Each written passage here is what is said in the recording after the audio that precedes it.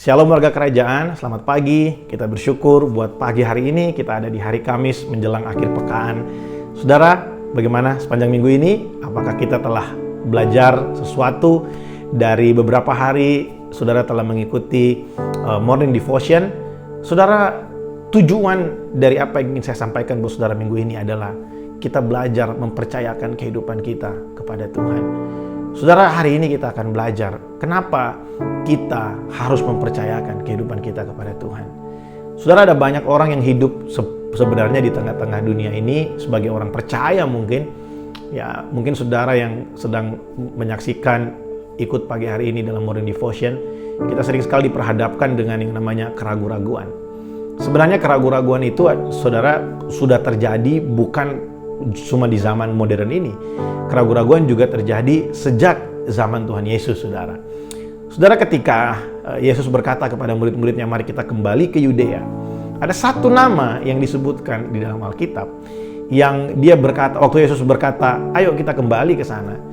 Ya, nama ini, orang ini berkata, mari kita pergi ke Yudea bersama-sama dengan dia, untuk kita mati bersama-sama dengan dia. Saudara, murid-murid Yesus itu tinggal bersama-sama dengan Yesus. Mereka setiap hari menyaksikan mujizat.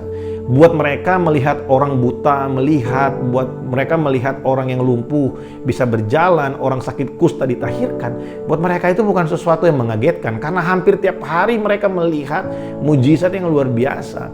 Mungkin ada hal-hal yang tidak tertulis, dan saya yakin dan percaya ada banyak hal yang spektakuler yang Yesus lakukan tapi tidak tercatat di dalam Alkitab, dan murid-muridnya tahu. Sudah dalam keadaan seperti itu saja, mereka masih bisa diperhadapkan dengan yang namanya keraguan-raguan.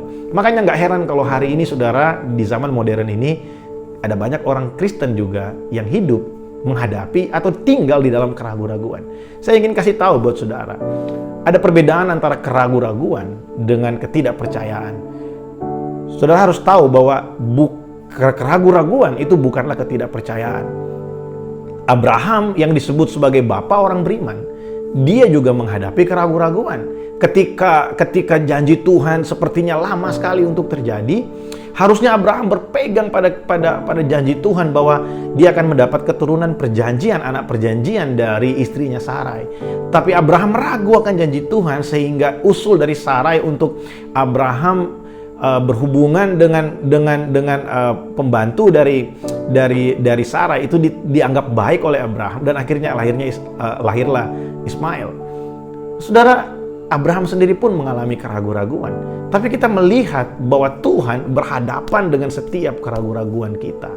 Saudara, nama yang saya maksud dalam kitab Yohanes itu adalah Thomas.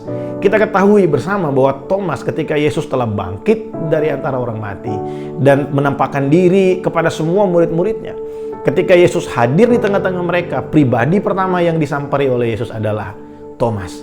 Yesus menghadapi keraguan-raguan Thomas dengan berkata kepadanya, "Cucukkanlah tanganmu, cucukkanlah jarimu di tanganku, di bekas lubang paku."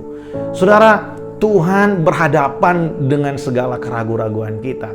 Beberapa hari yang lalu saya sharing di sebuah komunitas. Saya berkata bahwa sebenarnya keraguan-raguan itu adalah bagian dari pertumbuhan dalam kehidupan iman kita. Saudara, dari keraguan-raguan kita akan terus melihat fokus kepada firman Allah. Kalau ketidakpercayaan, jalan keluarnya adalah bertobat. Kita harus percaya kepada Allah. Tapi kalau keraguan-raguan, jalan keluarnya adalah renungkan firman Tuhan. Yang membuat kita ragu seringkali adalah kita terlalu banyak memikirkan hal-hal yang di luar Tuhan. Kita terlalu banyak memberikan perhatian kepada apa yang di luar firman Tuhan.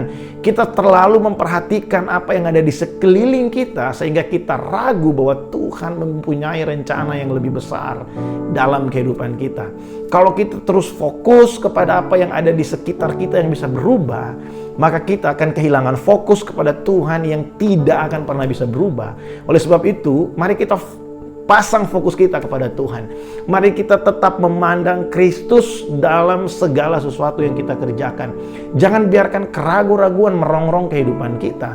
Karena ketika kita gagal mengatasi keraguan-raguan, maka yang akan terjadi adalah kita akan masuk ke dalam satu level, yaitu krisis iman.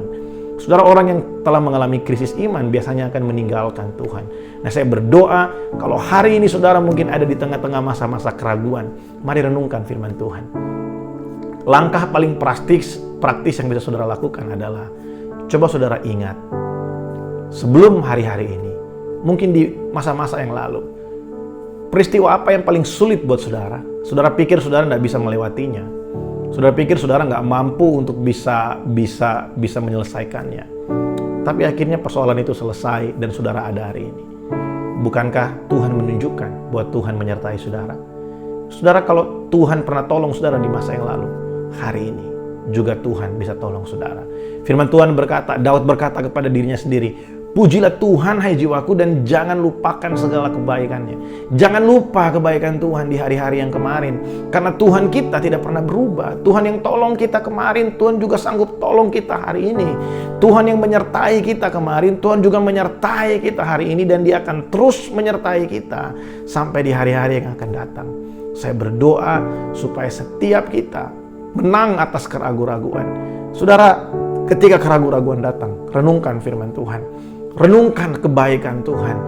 Kita yakin dan percaya bahwa di dalam Tuhan, kita adalah orang-orang yang dikasihinya.